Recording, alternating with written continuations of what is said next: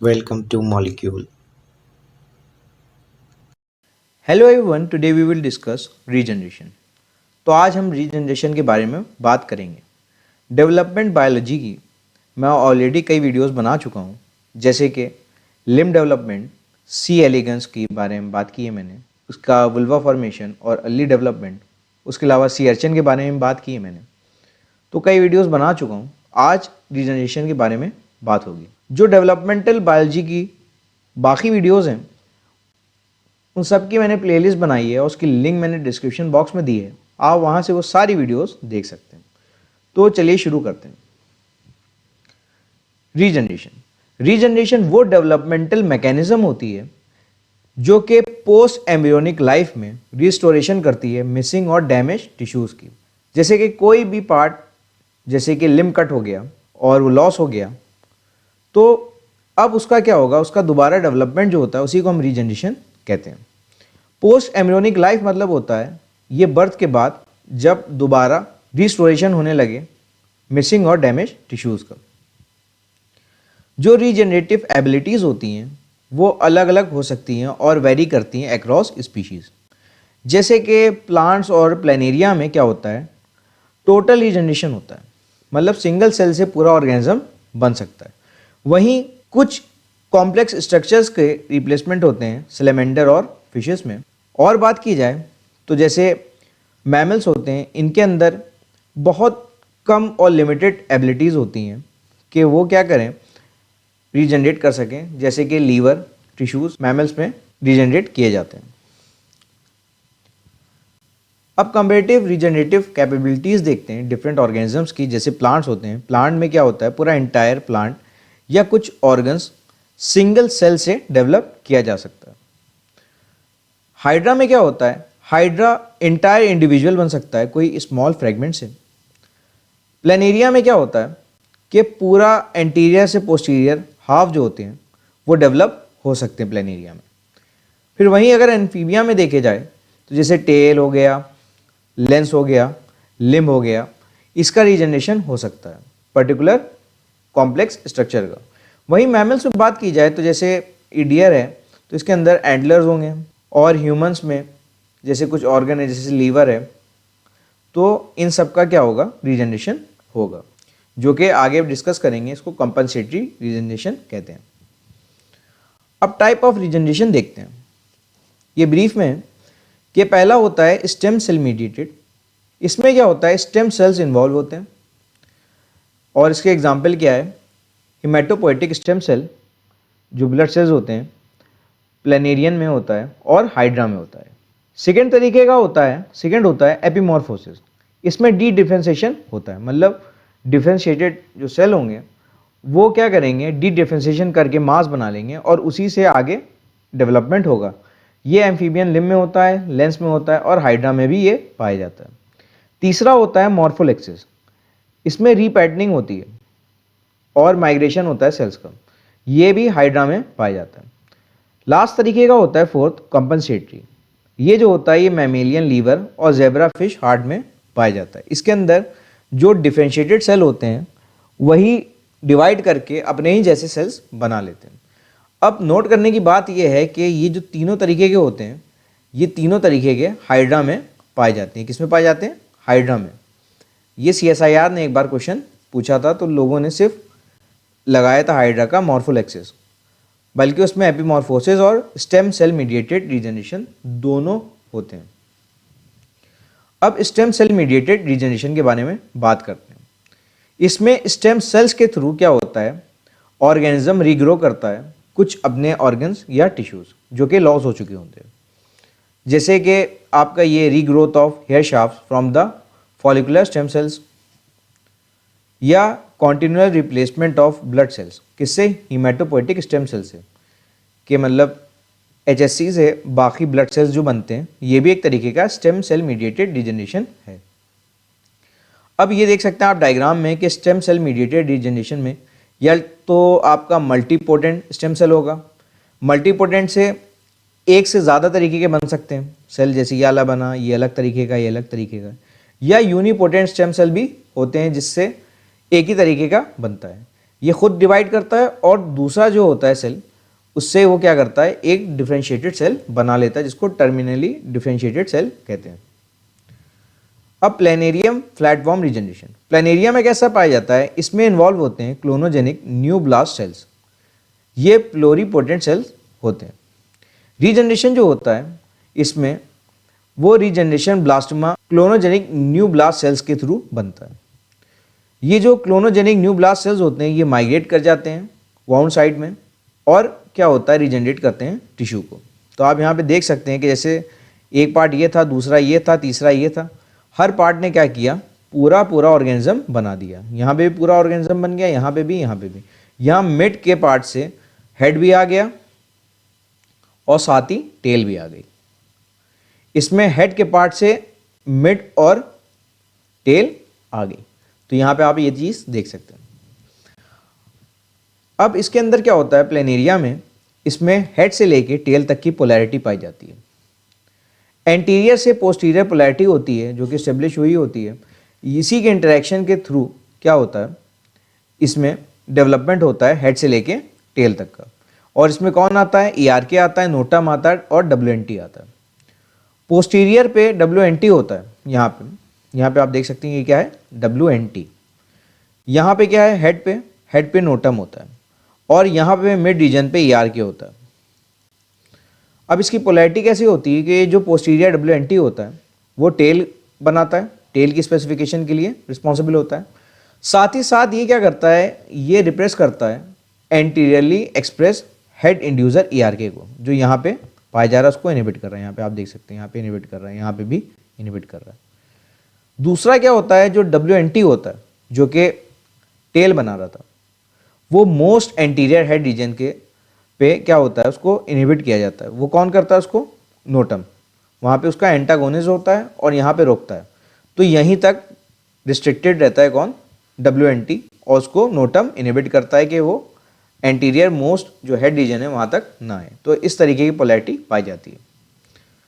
WNT और beta कैडनिन क्या करते हैं, अगर हम ब्लॉक कर दें using RNA interference against beta catenin और WNT1 तो क्या होगा। अगर हम ब्लॉक कर देंगे WNT या बीटा कैडनिन का तो दोनों तरफ नोटम जो होगा वो एक्सप्रेस कर जाएगा, और जब नोटम एक्सप्रेस कर जाएगा तो हेड फॉर्मेशन पोस्टीरियर साइड पे भी हो जाएगा। तब क्या होगा, बोथ साइड पे हेड प्रेजेंट हो जाएंगे। तो अगर हमने WNT का यहाँ पे WNT को हमने रोका तो यहाँ पे भी नोटम होगा, यहाँ पे भी नोटम होगा, और इस नोटम की वजह से क्या होगा, दोनों तरफ हेड बन जाएंगे। दूसरे तरीके का होता है, अब डिटेल में बात कर रहे हैं, एपीमॉर्फोसिस।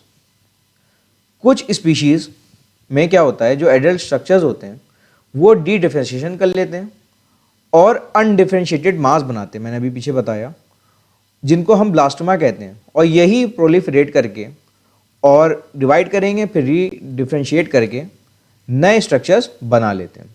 जैसे लॉस हो गया, आपका लिम्ब हो गया, लॉस हो गया, या टेल लॉस हो गई, उसको वहाँ पे सेल्स को ये क्या करेंगे, डी डिफरेंशिएशन करके मास बनाएंगे ब्लास्टोमा, फिर वो दोबारा डिवाइड करके री डिफरेंशिएट करके वो लॉस पार्ट को रीजनरेट कर देगा। इसके एग्जाम्पल है एम्फीबिया लिम्ब, हाइड्रा, या टेल में भी होता है रेप्टाइल्स के। तो एपीमॉर्फोसिस में आप देख सकते हैं ये एक तरीके का सेल था, इसने डी डिफरेंशिएट करके ये क्या बनाया, ये अनडिफरेंशिएटेड मास बना लिया। अब इसने क्या किया, इसने दोबारा बाकी सेल्स बनाए जो कि नेसेसरी थे रीजनरेशन के लिए। अब यहाँ पे आप देख सकते हैं कि जैसे यहाँ पे कट हुआ, यहाँ पे कट हो गया। जब कट हुआ तो वहाँ पे ब्लड सेल्स और इम्यून सेल्स क्या करेंगे, वहाँ पे आएंगे जो कट वाला एरिया है, और वहाँ पे क्लॉट करने लगेंगे। फिर यहाँ पे जो वाउंडिंग हो रही है उसने क्या किया, ट्रिगर कर दिया और एक्टिवेट कर दिया वहाँ पे स्टेम या प्रोजेनेटर सेल का प्रोलिफरेशन, जिसकी वजह से क्या हुआ, यहाँ पे एपिडर्मल सेल जो थे यहाँ पे माइग्रेट कर गए। तो यहाँ पे आप देख सकते हैं यहाँ पे इन्हीं ने क्या बना लिया, यहाँ पे इन्हीं ने वाउंड का एपिडर्मिस फॉर्म कर लिया। अभी जो वाउंड का एपिडर्मिस है वो थिक हो जाएगा, यहाँ पे आप देख सकते हैं यहाँ पे थिक हो गया इस एरिया पे, और यहाँ पे जैसे ही वो थिक हुआ उसने क्या फॉर्म कर लिया, यहाँ पे फॉर्म कर लिया AEC, एपिकल एक्टोडर्मल कैप। ये किसका एनालॉग होता है, ये AER का एनालॉग होता है, AER का, जो हमने लिम्ब डेवलपमेंट में पढ़ा था, उसकी वीडियो भी मैंने बनाई है, आप देख सकते हैं वो वीडियो। अब ये जो AEC है ये सिग्नल करेगा सेल्स को अंदर, यहाँ पे ये सिग्नल करेगा और क्या बना लेगा, यहाँ पे ये बन जाएगा ब्लास्टोमा। ये क्या बन गया, ब्लास्टोमा। अभी जो ब्लास्टोमा बना है इसके नीचे, यही प्रमोट करेगा ग्रोथ का और यही प्रोलिफरेट करके डिफरेंशिएशन करके ये क्या करेगा, रीजनरेशन कर देगा लिम्ब का। अब यहाँ पे आउटग्रोथ हुई और उससे कंप्लीट लिम्ब बन गया।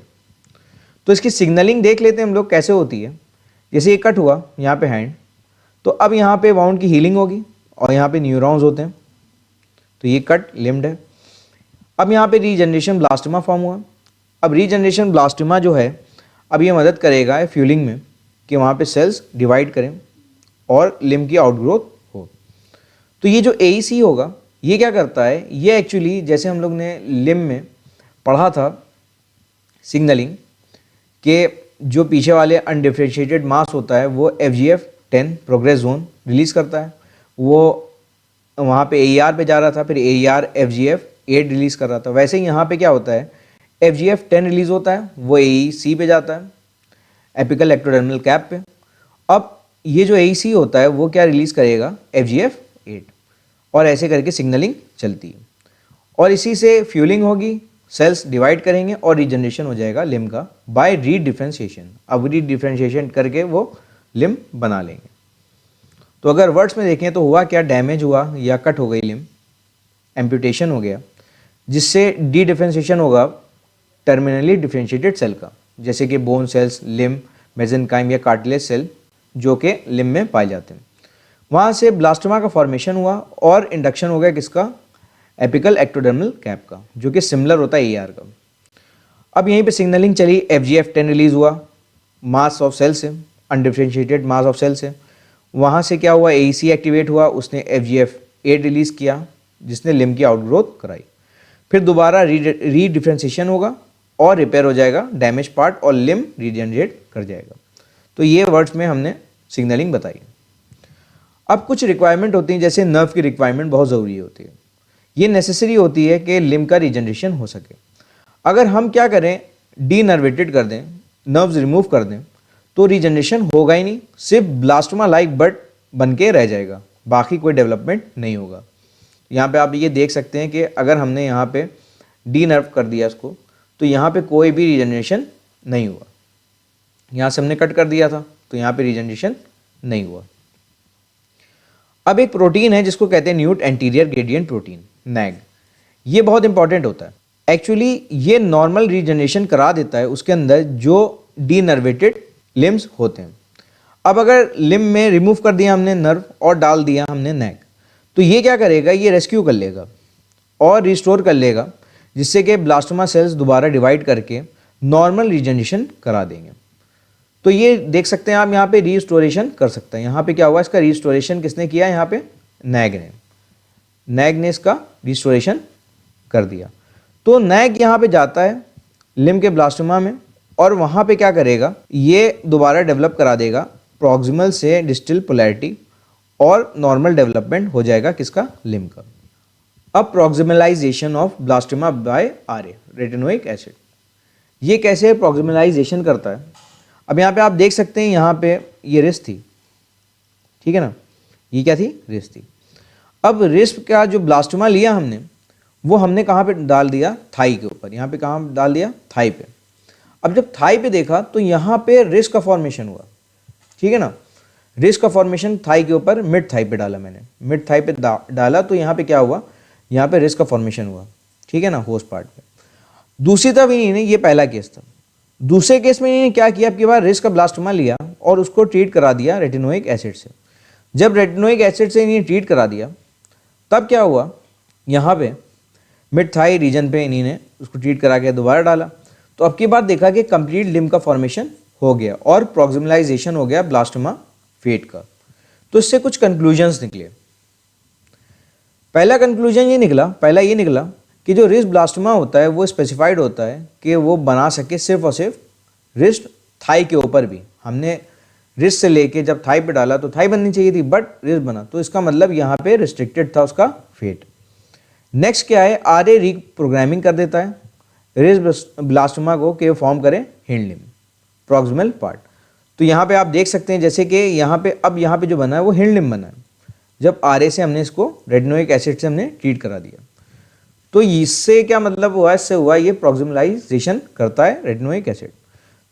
तो ये दूसरा पॉइंट हो गया। तीसरा ये है कि आरए जो होता है रेटिनोइक एसिड, यही मेजर रोल प्ले करता है मॉर्फोजेन में इनर लिम्ब डेवलपमेंट, ठीक है ना, ये कंक्लूजन है। नेक्स्ट है हमारा मॉर्फोलेक्सिस। अभी जो मॉर्फोलेक्सिस होता है इसमें रीजनरेशन होता है थ्रू रीपैटर्निंग। यहाँ पे थोड़ी या कोई सेल ग्रोथ नहीं होती, बल्कि यहाँ पे सेल की डेथ होती है और चेंज हो सकता है सेल टाइप, ट्रांस डिफरेंशिएशन, यानी कि एक सेल दूसरे सेल फेट में चला जाता है कंपनसेट करने के लिए एक तरीके से। तो ये चीज़ होती है इसके अंदर, तो कोई नई ग्रोथ नहीं होती इसके अंदर। ये जो रिजल्ट होता है ये रीस्केलिंग का होता है होल ऑर्गेनिज्म का, ठीक है, जिससे रीजनरेशन होता है मिसिंग पार्ट्स का। रीस्केलिंग हो जाती है, मानो यहाँ पे सेल डैमेज हुए तो यहाँ पे ट्रांस डिफरेंशिएशन हुआ, वो सेल इधर उधर माइग्रेट करे, और यहाँ पे आप देख सकते हैं यहाँ पे माइग्रेट किया और बैलेंस बनाया, जिससे क्या हुआ, दोबारा ऑर्गेनिज्म जो था स्मॉलर ऑर्गेनिज्म बना मगर पूरा ऑर्गेनिज्म बना। तो वो क्या हुआ, यहाँ पे रीपैटर्निंग हुई, इनका मूवमेंट हुआ, उनका जो फेट था वो चेंज हुआ, वो दूसरे सेल्स में कन्वर्ट हो गए, और उन्होंने क्या किया, दोबारा ऑर्गेनिजम्स को रीजनरेट कर दिया, और यहाँ पे कोई नई सेल ग्रोथ नहीं हुई, ये आप देख सकते हैं। अब यहाँ पे मॉर्फोलेक्सिस है जैसे ये, अब इसमें कैसे होता है, ये हाइड्रा है हमारा, ठीक, ये हाइड्रा है। अब हाइड्रा का हमने क्या किया, इसको बीच से कट कर दिया, यहाँ से हमने इसको कट कर दिया। जब हमने इसको कट किया, दो पार्ट्स में हमने इसको क्या किया, डाल दिया। अब ये एक तरीके से हमने इसके सेल्स जो थे वो क्या हुए, अलग अलग सेपरेट कर दिए। जब ये सेपरेट किए तो अब ये क्या करेंगे, रीपैटर्निंग करेंगे, मूवमेंट करेंगे, ग्रोथ करेंगे, सेल डेथ होगी, सब होगा, मगर यहाँ पे नंबर ऑफ सेल्स उतने ही रहेंगे। और नंबर ऑफ सेल्स, यहाँ पे नंबर ऑफ सेल्स जो थे वो सेम रहे, जिसकी वजह से क्या हुआ, यहाँ पे स्मॉलर हाइड्रा फॉर्म हुए, इधर भी और इधर भी। तो इससे 20 से हमने काटा तो आधे आधे सेल्स बटे, तो रीपैटर्निंग हुई एग्जिस्टिंग टिश्यू की, और कोई सेल डिवीजन नहीं हुआ, जिसकी वजह से स्मॉल हाइड्रा बने। तो यहाँ पे नोट करने की बात है कि W N T beta catenin जो होता है वो यहाँ पे मेजर रोल प्ले करता है, ठीक है, और रीपैटर्निंग हो जाती है। अगर गेन ऑफ फंक्शन कर दें बीटा कैटनिन का, उससे क्या होगा, बड फॉर्मेशन हो जाएगी पूरे कंप्लीट बॉडी एक्सिस पे हाइड्रा के। तो हाइड्रा कुछ इस तरीके से होगा, ठीक है, कुछ इस तरीके से हाइड्रा होगा। अब यहाँ पे कंप्लीट बड फॉर्मेशन हो जाएगा ऐसे ऐसे, अगर हमने इसकी गेन ऑफ फंक्शन करा दी, और उससे कई सारे बन जाएंगे। तो यहाँ पे आप देख सकते हैं ये हाइड्रा के बारे में है। और हाइड्रा तो तीनों तरीके से रीजनरेशन करता है, 3 टाइप से। कौन कौन से, स्टेम सेल मीडिएटेड, एपिमॉर्फोसिस और मॉर्फोलेक्सिस। तो यहाँ पे आप देख सकते हैं कि अगर एक हेड काटेंगे तो 2 उसकी जगह लेंगे, तो कट ऑफ 1 हेड 2 मोर शेल टेक इट्स प्लेस। तो हाइड्रा का यही काम होता है, तुम एक सर काटोगे तो वो 2 सर आ जाएंगे, वहाँ पे उसकी जगह ले लेंगे। अब कंपनसेटरी रीजनरेशन, ये लास्ट तरीके का रीजनरेशन होता है, इसके बारे में देखते हैं। यहाँ पे डिफरेंशिएटेड सेल जो होते हैं वो डिवाइड करते हैं और अपने ही तरीके के सेल्स बना लेते हैं, और वही उनका फंक्शन सेम रहता है। यहाँ पे जो नए सेल्स होते हैं, ना कि वो स्टेम सेल से आते हैं, ना ही वो डी डिफरेंशिएशन की वजह से आते हैं। यहाँ पे जो डिफरेंशिएटेड, टर्मिनली डिफरेंशिएटेड सेल्स होते हैं वो अपने ही तरीके के सेल्स जो होते हैं डिवाइड करके बना लेते हैं, बिना किसी अनडिफरेंशिएशन के या आपके स्टेम सेल्स के इन्वॉल्वमेंट के थ्रू। इनका दोनों का इन्वॉल्वमेंट नहीं होता। इस तरीके का जो रीजनरेशन होता है वो मैमल्स के लीवर में पाया जाता है, कि जैसे सेम सेल्स हैं, आप देख सकते हैं। तो ये सेल जो था इसने कैसे बनाए, सेम सेल्स बना लिए। तो जो एक सेल था उसने अपने ही तरीके के सेल्स बना लिए। इस तरीके के रीजनरेशन को हम लोग क्या कहते हैं, कंपनसेटरी रीजनरेशन। तो यहाँ पे आप देख सकते हैं जैसे हेपेटोसाइट हुए तो इसने हेपेटोसाइट बनाए, डक सेल्स थे डक सेल्स बनाए, फैट स्टोरिंग सेल्स थे तो उन्हीं ने भी अपने तरीके के ही सेल्स बनाए, फैट स्टोरिंग सेल्स, या एंडोथीलियल सेल्स थे उन्हीं ने भी अपने ही तरीके के सेल्स बनाए। तो यहाँ पे टर्मिनली डिफरेंशिएटेड सेल्स जो थे वो जब नए सेल्स बनाएंगे तो अपने ही तरीके के बनाएंगे। तो नोट करने की बात यह है कि कंपनसेटरी रीजनरेशन में ना ही डी डिफरेंशिएशन होता है, ना ही रिपैटनिंग होती है, ना ही रीजनरेशन होता है, ब्लास्टोमा फॉर्मेशन होता है। ठीक है ना, यहाँ पे ब्लास्टोमा फॉर्मेशन भी नहीं होगा, ना रिपैटनिंग होगी, ना डी डिफरेंशिएशन होगा। इसमें जो तो आपके डिफरेंशिएटेड सेल हैं वही नए सेल्स बनाएंगे। तो ये हमने डिस्कस कर लिया रीजनरेशन। अब नेक्स्ट वीडियो में हम इसके PYQs देखेंगे जो काफ़ी पूछे जाते हैं CSIR नेट एग्जाम में। आई होप आपको ये वीडियो पसंद आई होगी। Thank you. Please like, share and subscribe.